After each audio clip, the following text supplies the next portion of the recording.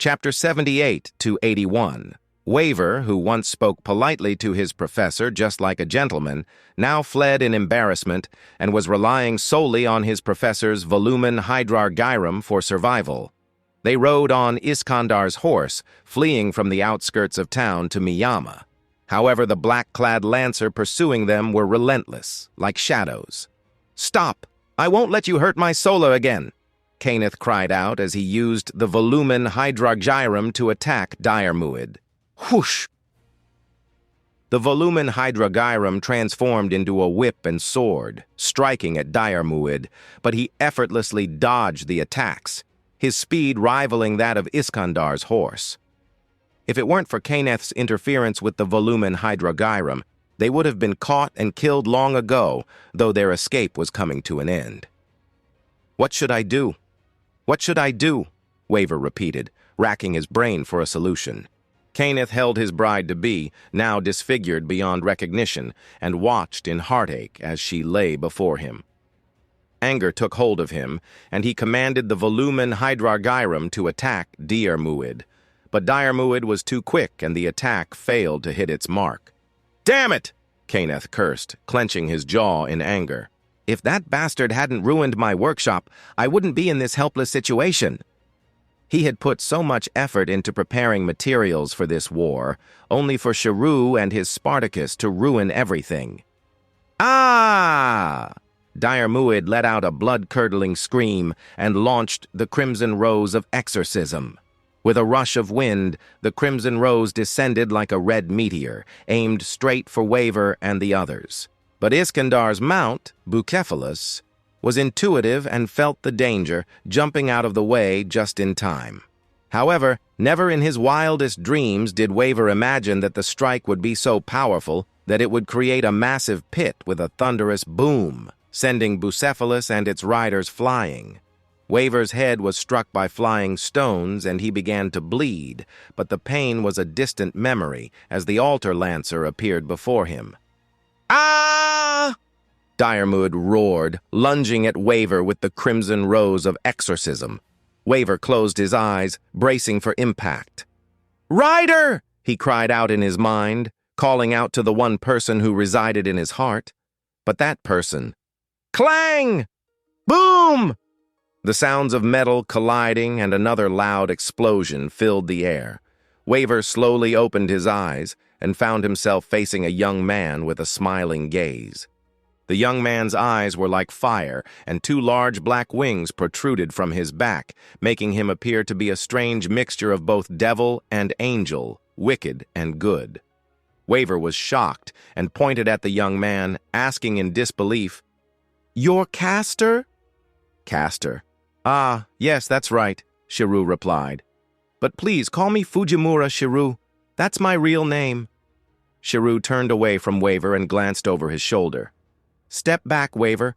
Don't want you to get hurt." Waver was anxious. "Caster, Lancer is already corrupted. Let's go find Saber. You can't defeat him on your own." But as Waver looked upon the black, mud-like wings that extended from Shirou's back, he was filled with horror and stammered, You're stained with mud?" Shirou chuckled and warned, "Be careful with your words, Waver. I won't hesitate to get angry." The mud on Shirou's back balled up into fists and swung wildly through the air, emitting loud popping noises that seemed to showcase its anger. "I'm sorry." Waver quickly apologized, lowering his head. He then asked, "But why are you still okay?" "Because..." Shirou's bright eyes locked onto Waver's gaze, captivating him. Waver was mesmerized by the beauty of his eyes, which he likened to a bright, pure flame burning fiercely. "Because it's me," Shirou said with a warm smile. "Bam, bam, bam." Suddenly, Diarmuid appeared from the ruins, shouting and hurling the Crimson Rose of Exorcism at Shirou. Waver heard the dangerous sound of air breaking and shouted, "Watch out behind you!" Shirou simply replied, "Don't worry, I've got it." Waver's eyes widened in shock as he witnessed the giant hand of black mud effortlessly grasp the shimmering Crimson Rose of Exorcism. The screeching howl that followed sent chills down his spine. The crimson rose of exorcism darkened even further, and then, as if cursed, disintegrate into fragments. Waver couldn't believe that Diarmuid's weapon was gone just like that. "Wow, that's amazing," Waver thought. Shirou said, "Waver, take those two people I don't want to see away from here." Waver nodded, understanding who Shirou was referring to, and went over to escort Kaneth away. Despite losing his reason, Diarmuid's warrior instincts kicked in as he felt the dangerous aura radiating from Shirou. He charged forward, shouting. Shirou's heart was stirred as he watched Diarmuid approach. The mud on his back transformed into 8 arms and swung towards Diarmuid like the wrathful Vajra. At this moment, he had accumulated too much magical energy, and each of his 8 hands now held the same devastating power as Spartacus at the height of his strength. With a single strike, he sent shockwaves rippling through the earth, shattering the ground with a deafening boom. The earth split open, sending fragments flying into the air like shards from a shattered mirror. Waver and Kaneth stared in disbelief, unable to fathom the immense power that Shirou had harnessed.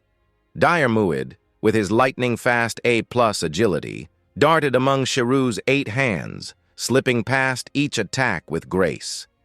Despite his nimble movements, however, he was unable to find an opening for a counterattack. Meanwhile, Shirou's relentless blows landed with explosive force, raining destruction down upon the battlefield and draining both men's energy. "Diarmuid, your movements are incredibly quick," Shirou said with a slight smile. "I'd love to have your agility." His tone was not one of mockery or anger, but rather of admiration and serenity.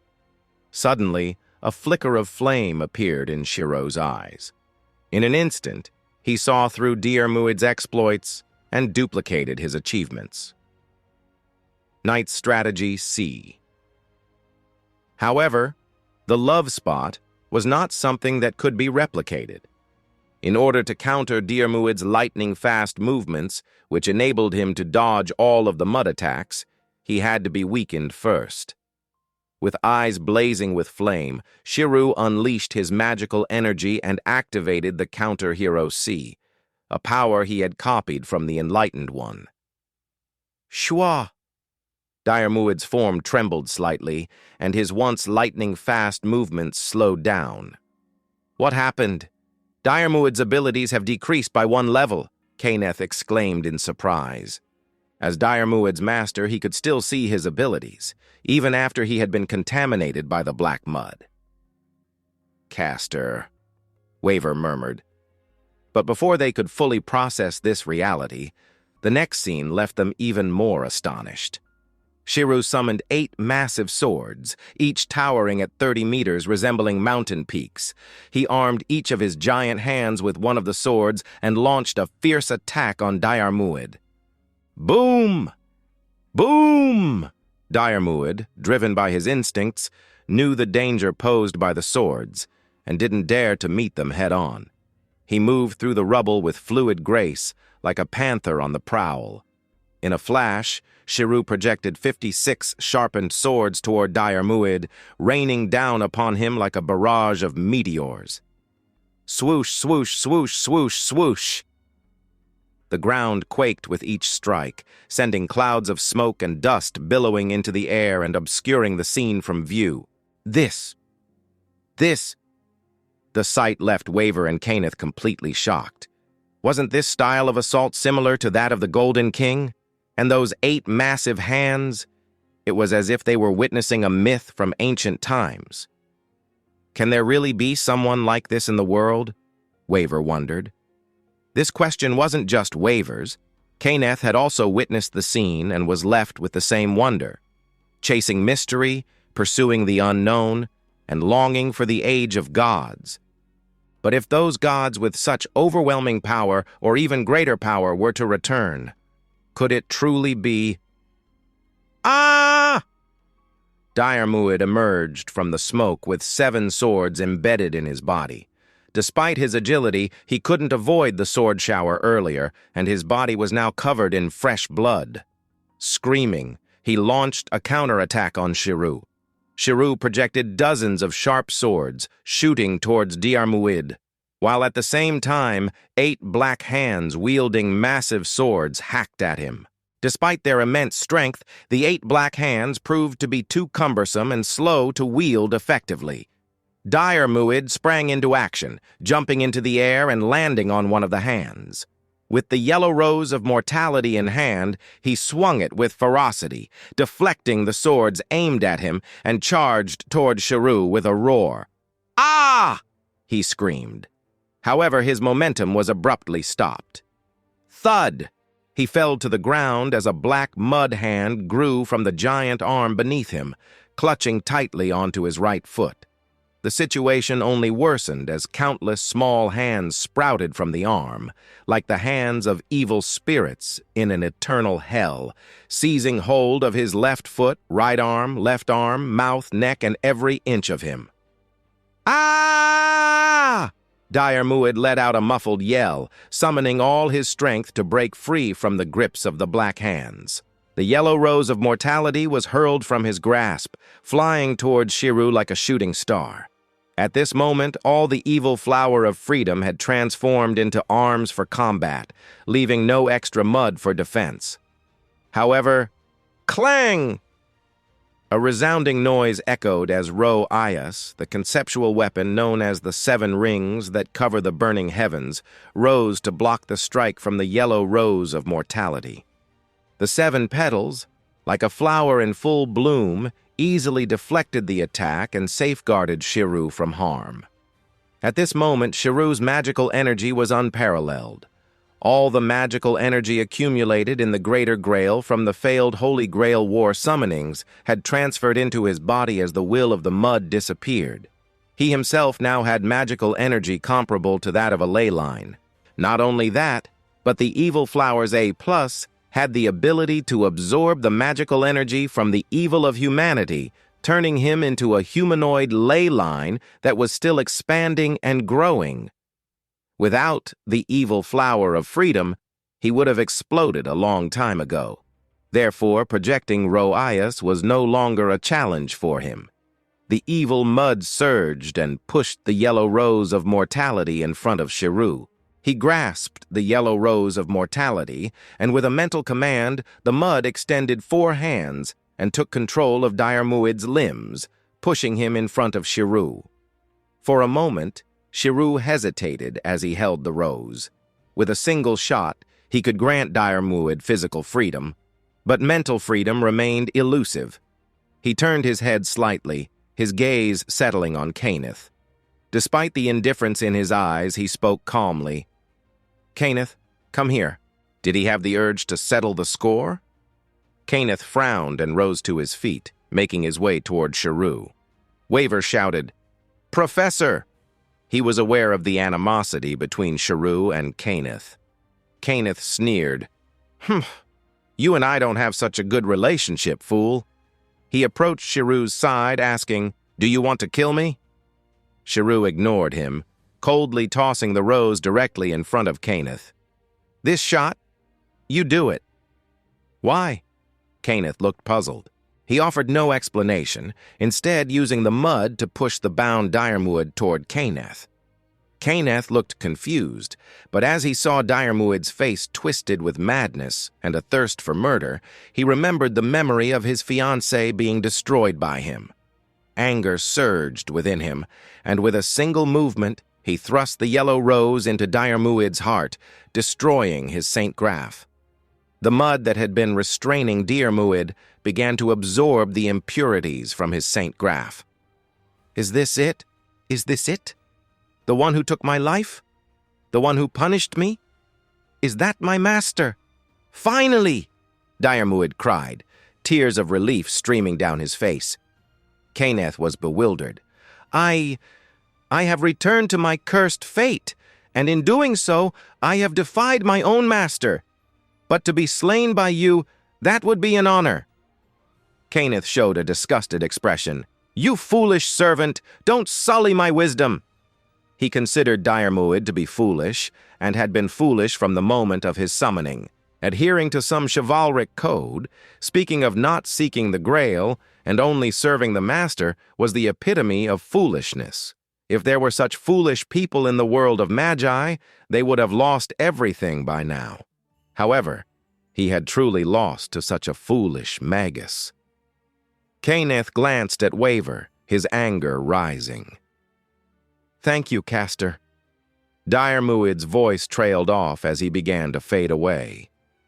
"Don't be so hard on yourself." Shirou shook his head. "I only did what I could. If anything, I should be the one apologizing to you." "Apologize to me?" Diarmuid was taken aback. "I'm truly sorry," Shirou admitted. "On the first night, I insulted your honor in order to protect myself. It was wrong of me." Diarmuid shook his head. "My honor no longer exists after attacking a child. Your words are true. I am unworthy of being called a knight. But still, I wish to serve my master one last time with a complete victory." "Next time," Shirou said with a smile, "I'll be your master. That is, on the condition that I don't have a girlfriend or wife." Diarmuid gazed at Shirou's smiling face and felt a pang in his heart that he couldn't explain. The tears that had only just stopped threatened to spill down his cheeks once more. "You must be careful, hero of this era," Diarmuid warned. "Your beautiful eyes are more deadly than my love spot. Don't let it curse you. Don't fall into the same trap I did. And don't end up filled with regret like me." He couldn't help but offer this advice. "I understand," Shirou nodded. "And you too. If you have the chance to meet Fiona and your other knight comrades, apologize to them properly, even if you are killed, even if you are insulted, even if forgiveness is not granted. Apologize anyway. At least you tried. The outcome may not be what you hoped for, but I will listen carefully to your efforts when the time comes." "I will, and thank you. You're really a—" Diarmuid vanished without a trace. Shirou watched as Diarmuid faded away. Then he turned to face Kenneth. "Do you want me dead?" Kenneth asked, his voice laced with curiosity. "You've tried to kill me twice using Diarmuid," Shirou replied. "Can you explain why? I may have been weak at the time, but there was no need for you to single me out and ignore other masters, was there?" Kenneth responded, "The success of my attempts to eliminate you is of no importance. The Holy Grail War lost its significance for me the moment I first set eyes on you. Your physical body, your ability to fuse with a servant, renders you an exceedingly rare and valuable asset, a treasure that most magi, myself included, would be eager to obtain. Is that so?" Shirou's eyes blazed with flame as he gazed at Kenneth. "Shua!" The projected sword shot forward and plunged into Kenneth's gut. "Pooh!" Kenneth retched, his hand pressed against his wound as blood poured out. The sword blade was slick with his life's essence. "Drip! Drip! I will never forgive you. I will always despise you. So never appear before me again." With those words, he unfurled his dark wings and took flight, departing and leaving Kenneth behind. "Professor," Waver approached, worry etched on his face. "2 fools. No. 3 fools.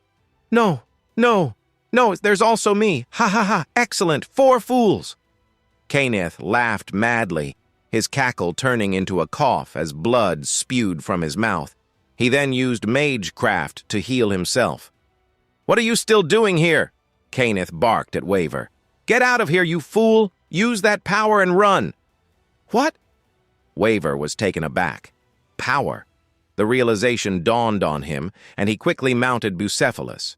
Turning back to Kenneth, he said gratefully, "Thank you, Professor." Kenneth sniffed dismissively. Waver rode away, leaving Kenneth behind. Kenneth gazed as Waver departed, his whisper carried by the wind. "What exactly lies at the end of your dream, foolish magus?" He clutched his chest and crawled to the side of the sleeping Sola. The harsh lines of his face softened as he gazed down at her.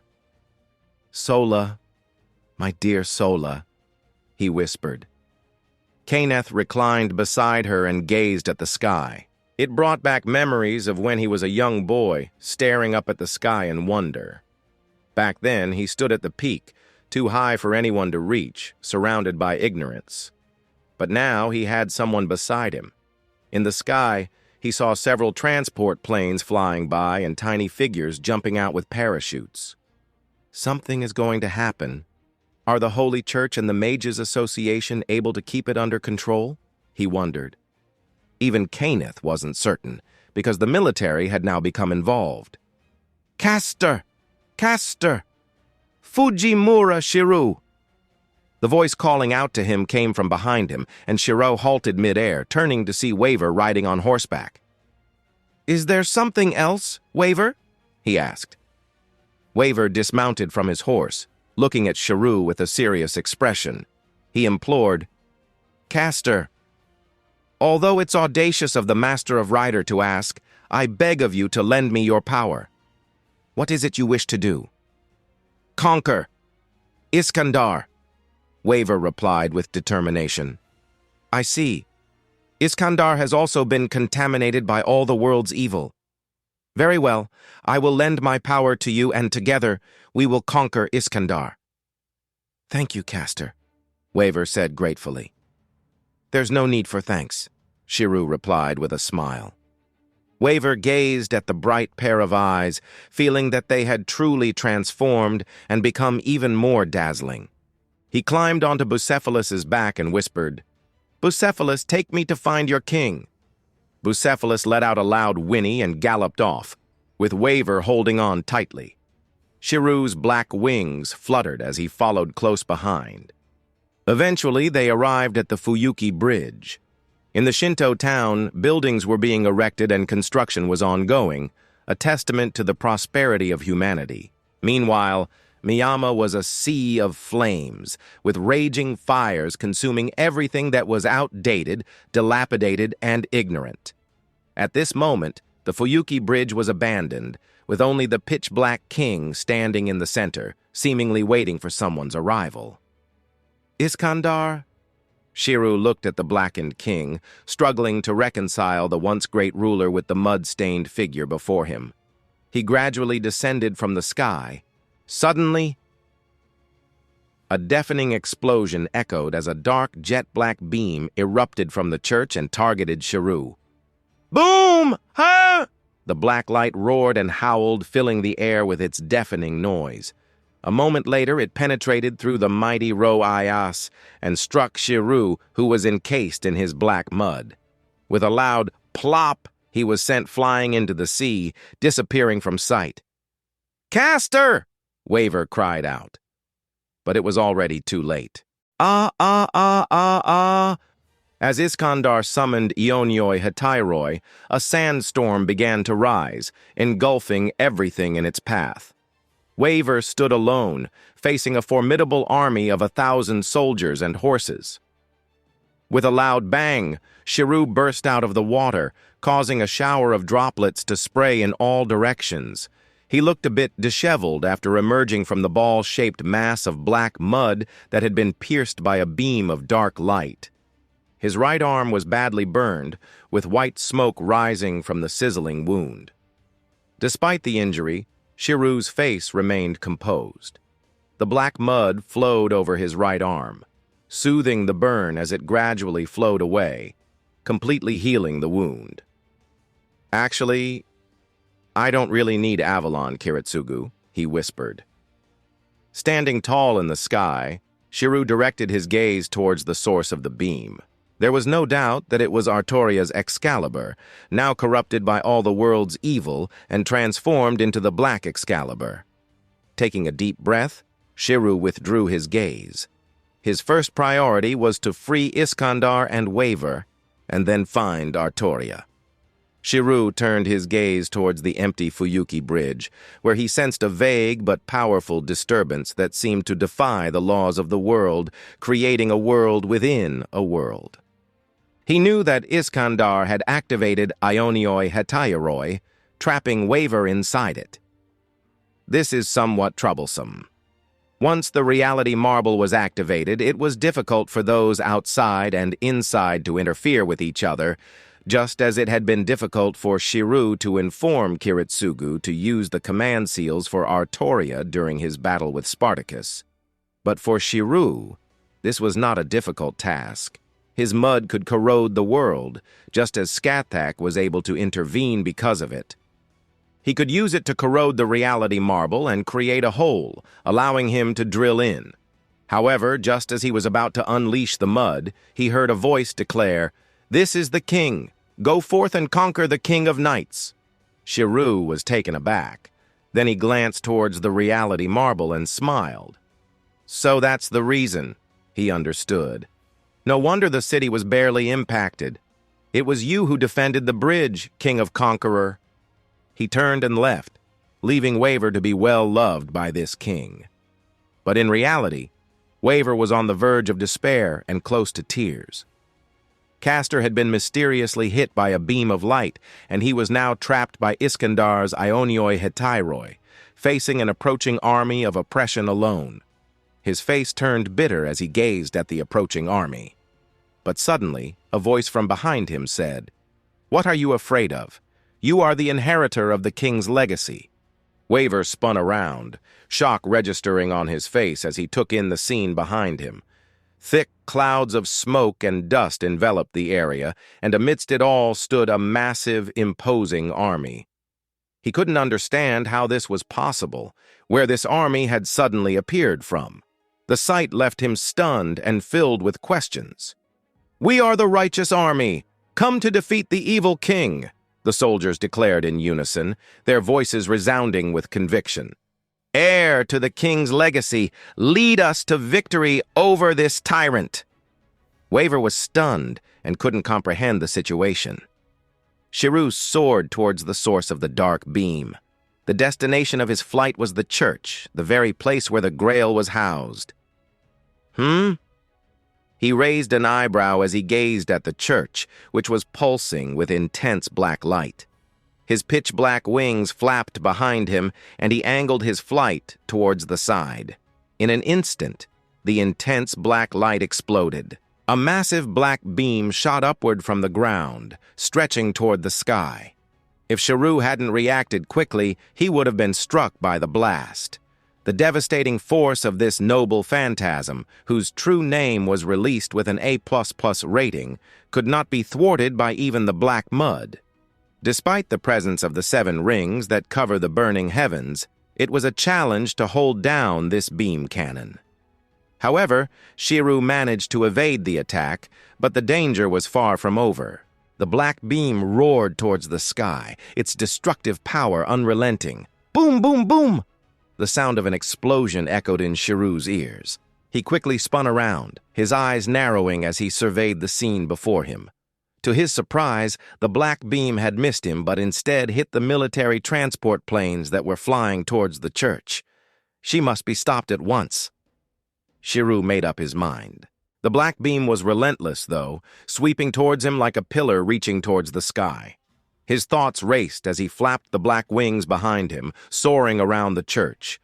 The powerful black beam cannon trailed him like a shadow, determined to claim its target. Shirou scowled as he looked back at the beam trailing behind him.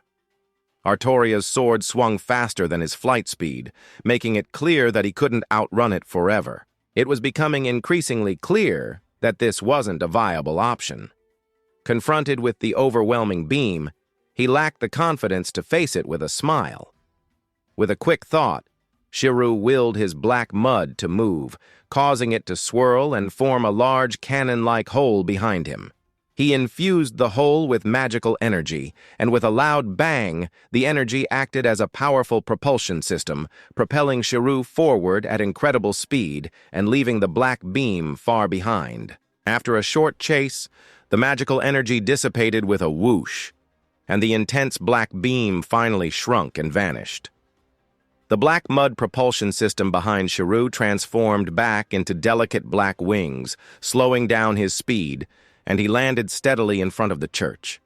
With a determined expression, Shirou gazed at Artoria, who stood before the Black Grail, a brilliant light flickering in his fiery eyes. Instinct C. Mana Burst C. Charisma. Shirou raised his eyebrows, as he was only able to copy the skill to an E level. As he looked upon the corrupted Artoria, his understanding of the concept of the heroic mortal grew deeper within his heart. Due to the contamination of black mud, Artoria's charisma had plummeted to an E level, which is why he could only replicate it to that same level. Guinevere? Artoria Alter regarded Shirou with a questioning gaze.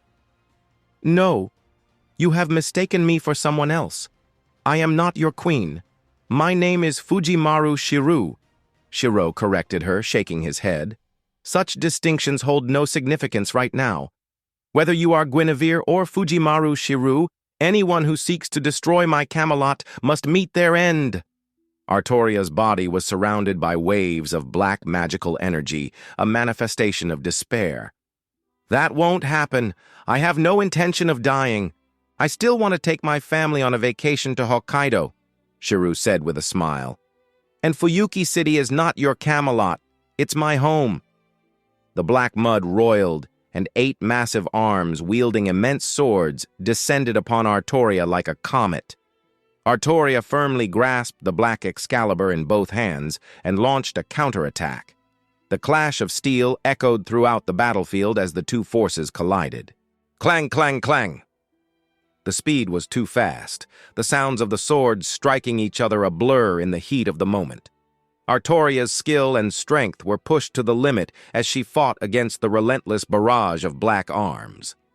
Artoria, who had been engulfed by the mud and had her Saint Graph reversed, was no longer the saber under the control of Kiritsugu. The potent magical energy of the mud had returned her to her prime state. All of her abilities, excluding agility and luck, had reached A level, with her mana reaching an impressive A++ level. Therefore, counter hero. The drain on his magical energy, along with the ability he had copied from the Enlightened One, took an immediate effect on Artoria. With a sharp crack, all of her ability parameters plummeted by 1 level. A curse! How trite! She declared, brandishing the black sword as she lunged at Shirou. Kalaripayattu, activate! In a moment, the ancient Indian martial art of Kalaripayattu infiltrated Shirou's domain, causing the mud to ripple with its effect.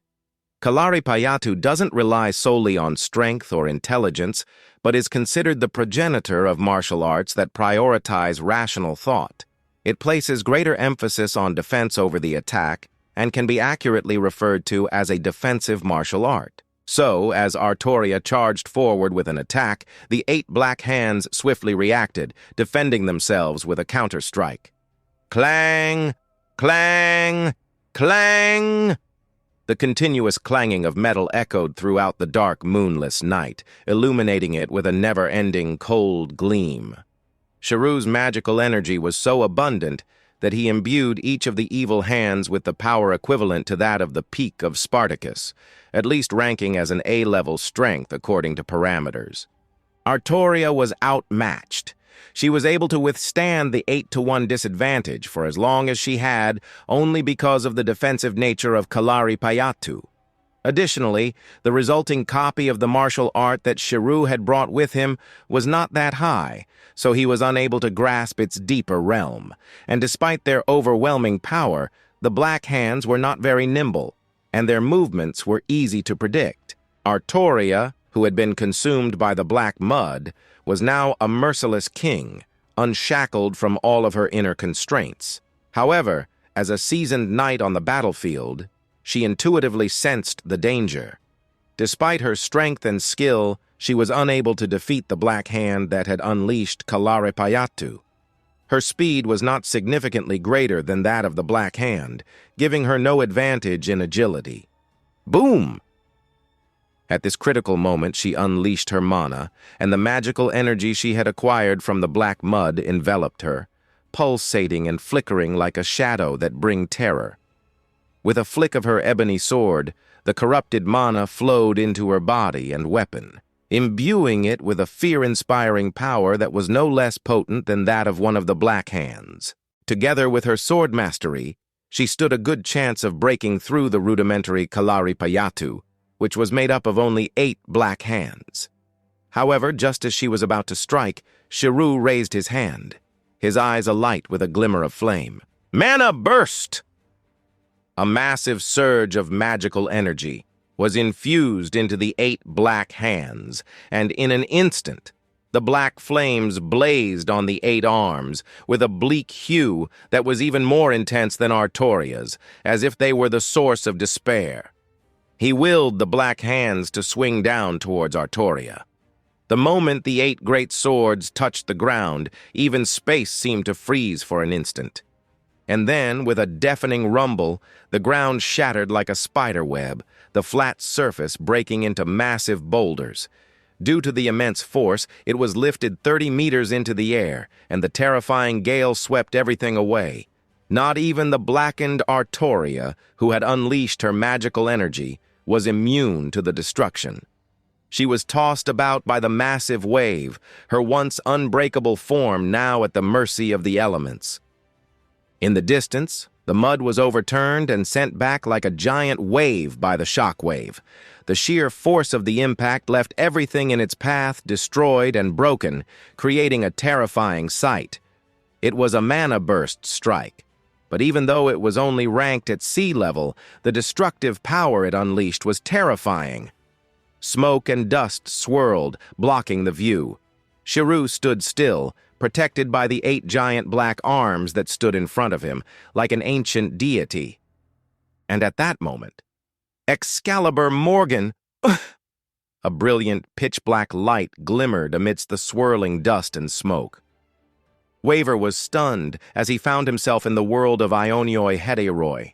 Suddenly, an army appeared behind him, demanding that he conquer Ryder. "There's no time for you to be stunned, successor," the handsome man next to him exclaimed. "Lead us to victory."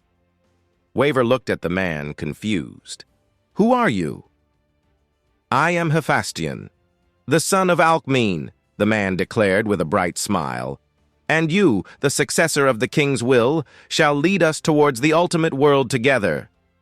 Hephaestion's shout was echoed by the army. "Towards the ultimate world, to the end of the sea of stars." The army behind him roared, their voices full of heroism, thirst, vigor, and an unwavering ambition fueled by greed.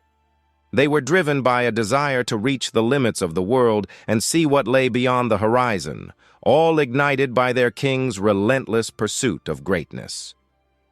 Waver scanned the faces of the officers around him. He found that the officers around him were exactly the soldiers summoned by Iskandar last night when they attacked Spartacus. These were not just ordinary soldiers, but rather powerful figures.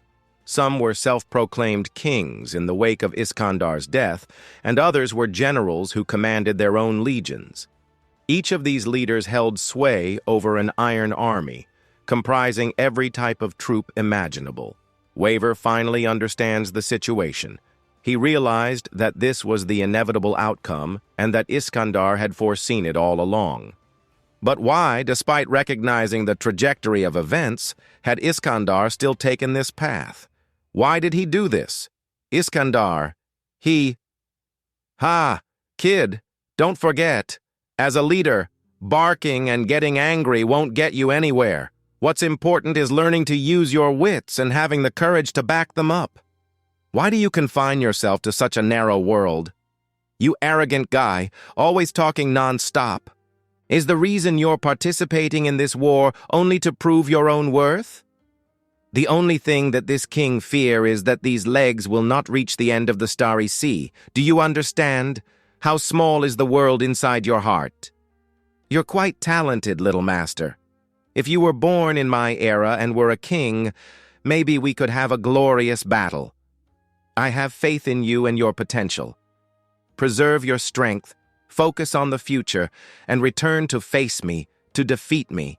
I, Iskandar, will be the greatest obstacle standing in the way of your path to the ultimate world. Finally, Waver understood.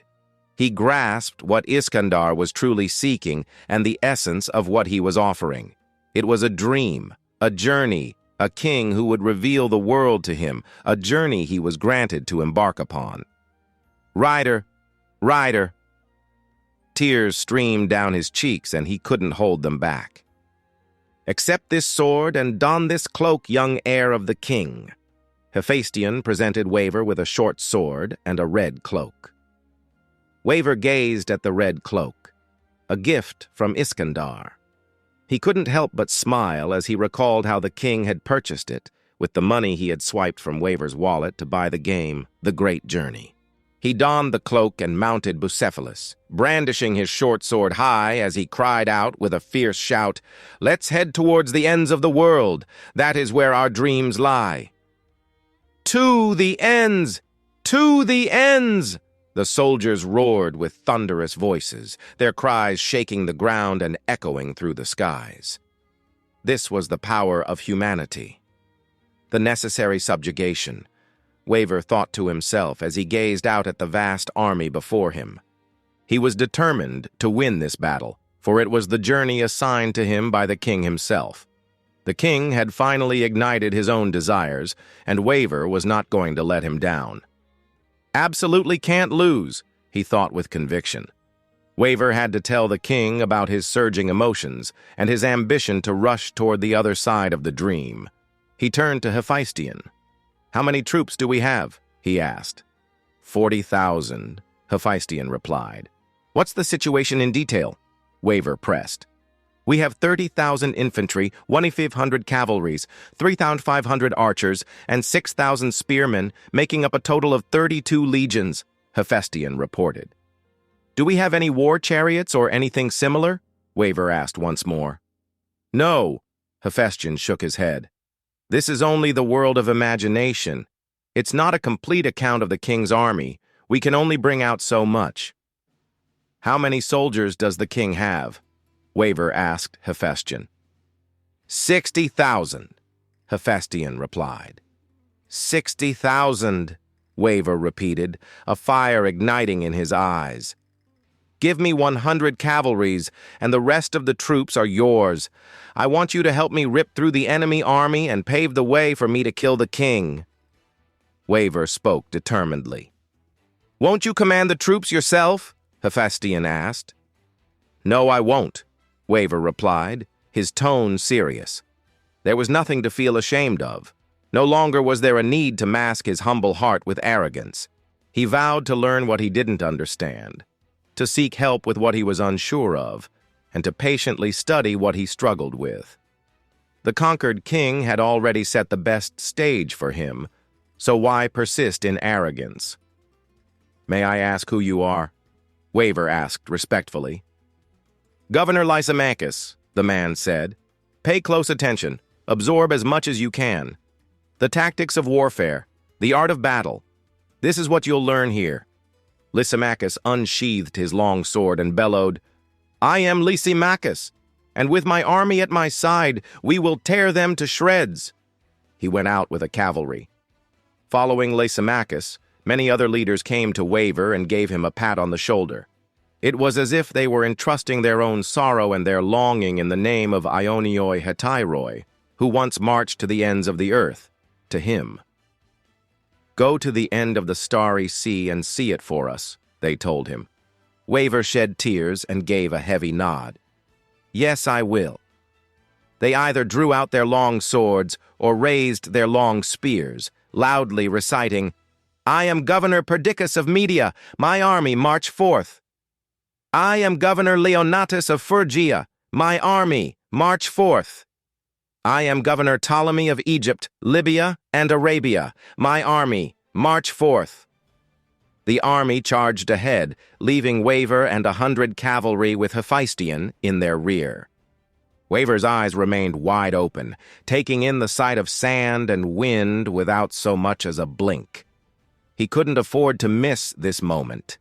The general who had marched alongside the conqueror king for over 5 million square kilometers was finally entrusting to him the final legacy. Not the tactics of a commander, not the art of warfare, but the essence of conquest itself, the most valuable, the crystallization of war philosophy. Waver desired to etch all that he saw, all that he learned deeply into his memory and his soul, and to forge his own unique understanding of the world. That, in the end, was the gift of the Conqueror King. The army shattered the king's battle formation, revealing a clear path to Iskandar for Waver. Waver's hand shook as he picked up his short sword. He would kill the king. Waver had once hated and loathed the king. He now loved beyond measure. Tears streamed down Waver's face as he faced the prospect of killing his beloved king. He knew that he couldn't make Iskandar wait any longer, but just as he raised his sword, Hephaestion stepped in front of him. "What are you doing?" asked Waver. "I'm transferring the army to you, along with the cloak and sword, all at the king's bidding, not by my own will. I am the king's faithful subject, and I won't let you harm him. If you wish to reach the king, you must get past me, the heir to the legacy," Hephaestion stated firmly. Waver's hand shook as he swung his sword down, his voice trembling as he cried out, "Charge! That's right! With my blood and with the king's blood, use that sword to bid farewell to your old self, Waver Velvet." Hephaestion smiled, a look of pride on his face at the sight of the worthy successor. And with that, he was trampled under the hooves of the cavalry, his blood soaking their banners. "You are worthy to follow the king," he whispered, before disappearing like a snowflake melting away. "Ah!" Waver rode atop Bucephalus, shouting as he charged into the battlefield, his sword raised high. He aimed for the chest of the king he loved and yearned for above all else. Iskandar raised his sword, but upon seeing Waver's tear-streaked face as he lunged toward him, a look of satisfaction crossed his features, and he slowly lowered his weapon. "Shink!" He smiled as Waver's sword penetrated his chest. Time seemed to freeze in that moment. The battle was over. The world of Ionioi Hetairoi vanished. Waver and Iskandar found themselves standing on a deserted Fuyuki bridge. In the distance, the explosion at the Holy Church cast a glowing light over Iskandar's smiling profile and Waver's tear-stained face. Drip, drip. Blood mixed with black mud flowed from Iskandar's chest, cascading down the sharp edge of the sword, before finally dripping onto the ground. "I have heard of your ambitious reach for the farthest limits," Iskandar chuckled deeply. "You have grown well indeed. You are worthy of being my master." Iskandar's broad hand pounded Waver's shoulder, causing immense pain. Waver hated this, but his heart was filled with an even greater bitterness, causing tears to stream down his face. "All right, I should be going." Iskandar pulled out the sword from his chest cavity and walked towards the front. "Hold on, I almost forgot something," Iskandar thought to himself.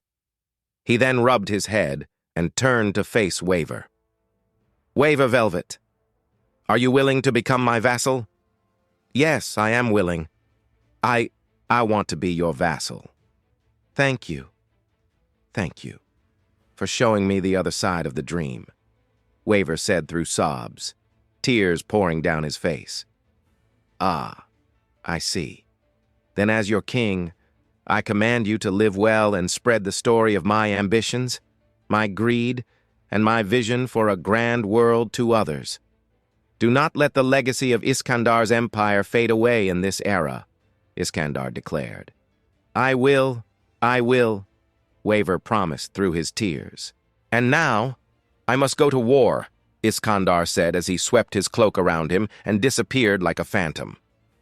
Waver was left with tears in his eyes, filled with the image of the king. He reached out to grasp at the air, but it was as though Iskandar had disappeared into thin air. "Ah! Ah! Ah!" Waver moaned, trying to suppress his screams. Tears streamed down his face as he pounded the ground with his hands, not even noticing the blood that was now smeared across them. The tears and mucus mixed together, dripping from the tip of his nose. Their separation was now final. The reality of the situation was harsh and cruel, and he was forced to come to terms with it. Waver had endured the toughest trials on his own, and now, the greatest king in the world had recognized his strength and appointed him as one of his vassals. He had received the king's praise and was now determined to spend the rest of his life earning even greater accomplishments that would match that praise. With these thoughts, Waver realized that he was no longer alone. This moment marked the end of his youth, and he finally understood that even when there was no room for shame or regret, tears could still flow. Standing on an empty bridge, Waver looked down at the dark river below, letting his tears mix with the rain as they fell down his cheeks. These were the tears of a man, both hot and cold. It was so cold, but the warmth of the king's cloak gave him comfort. The man woke up from his dream, only to find himself still surrounded by the endless desert and the soldiers and generals who loved him. He laughed and drew his long sword, his voice ringing out with a shout, "Set out!